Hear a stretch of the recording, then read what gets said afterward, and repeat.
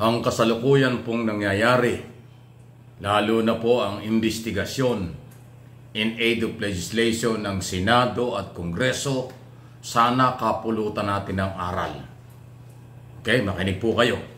Aral na ating magiging basihan kahit papaano para pagdating ng ating mga eleksyon sa Mayo ng 2025 at eleksyon sa 2028, kapulutan natin ng aral, wake-up call itong nangyayari sa investigasyon.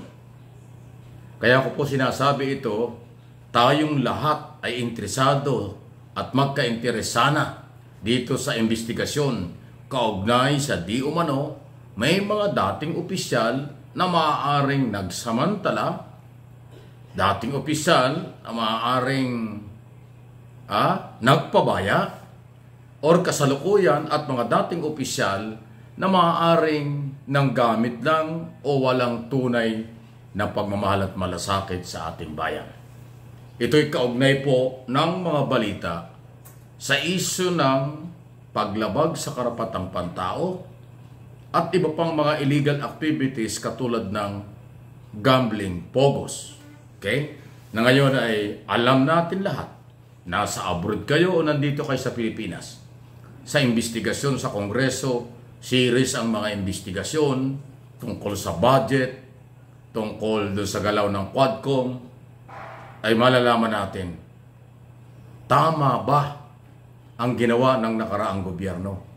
Tama ba ang mga dating opisyal ng gobyerno o hindi?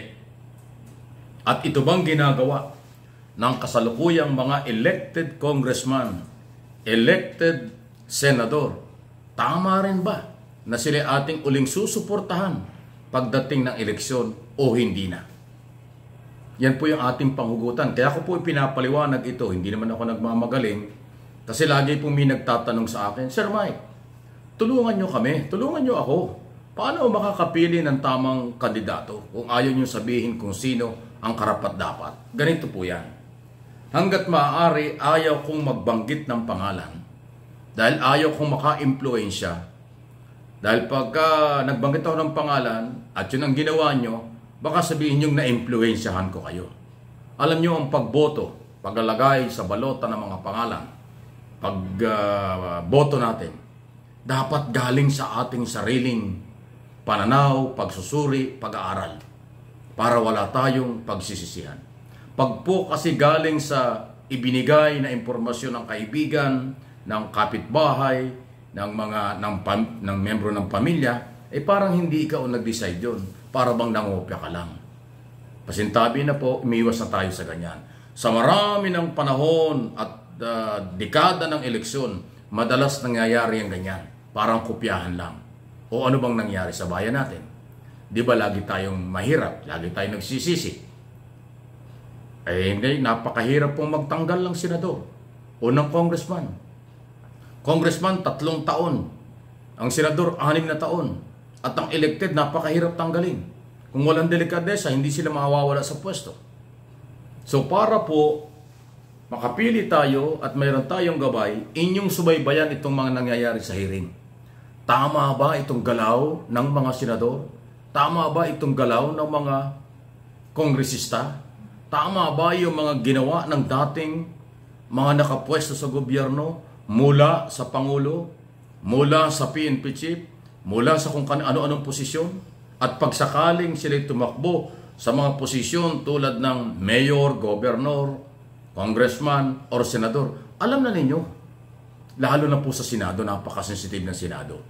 Kasi kaunti lang, 12 lang po yung ating ibobotong senador.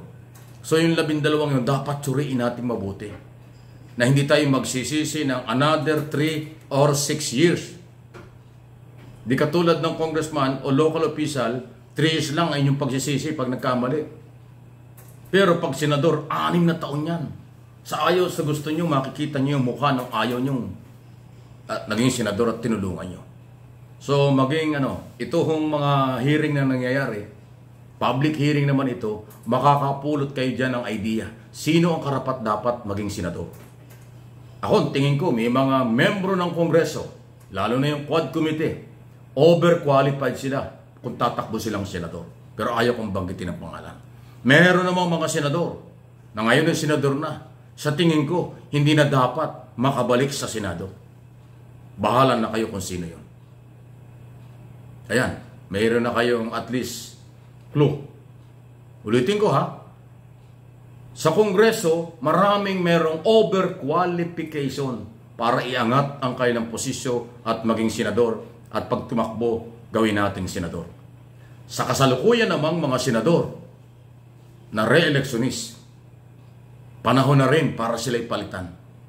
Nakilala na natin sila. Palitan natin sa 2025 election at palitan rin natin sila sa 2028 election. Ayan po yung clue ko sa inyo. At kung may mga independent candidate na tingin ninyo ay mas magaling, mas pakikinabangan, bakit hindi? Kung mayroong ibang partido tulad ng oposisyong lehitimo, Liberal Party, na alam ko ay nag-o-organize na sila at nakita niyo yung karapat dapat silang ibalik o bigyan ng bagong listahan pwesto dyan sa Senado, bakit hindi natin ibibigay? Yan po yan. Piliin natin. Napakahirap nagsisisi. Nakaka-stress yan. Pag nagagalit ka, nai-stress ka dahil hindi ka kontento dun sa ibinoto mo. At nagsisisi ka pa dahil naiboto mo. Masakit po yan sa dibdib. Masakit yan. So para maiwasan ng stressful na tinatawag, maiwasan kayo ma-depress sa ganyan, suriing mabuti. Huwag mangupya. Huwag maniwala sa bulong ng iba. Huwag maniwala sa pera at pambobola ng mga kandidato, politiko at ng political party. Kahit gaanong kagaling, kayaman, magaling sumayaw, magaling kumanta o artista, wala naman. Bakit mo iboboto? Dahil pagdating sa Senado, hindi naman entablado yun. Hindi naman pasikatan doon. Hindi naman pagalingan sumayaw at kumanta sa pag nasa Senado na. Pero ang ginagawa ng iba, ganon. Oh.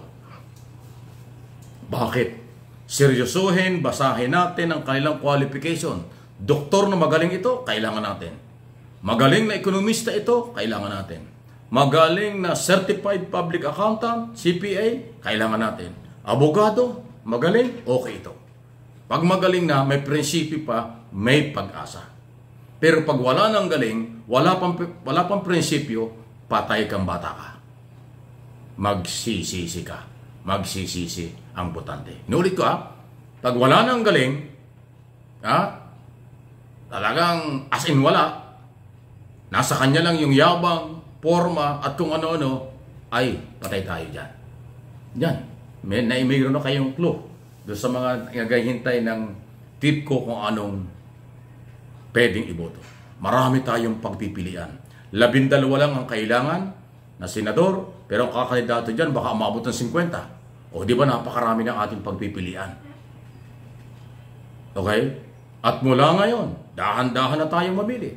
Dahil next month, October, filing na ng Certificate of Candidacy. Pag nag-file sila at tinanggap ng COMELEC, idineklara na sila yung official candidate, aralin na natin sila. Sila ba'y magaling talagang senador? Sila ba'y magiging magaling na mambabatas? O sila ay magaling lang sumayaw, kumanta at mambola? Ganun kasimple lang. Kailangan natin abogado, mga professional.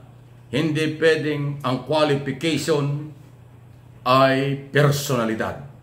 Kailangan na may personalidad na, may talino at makabayan, makatao, may paninindigan. Please like, subscribe, and follow sa ating mga channel.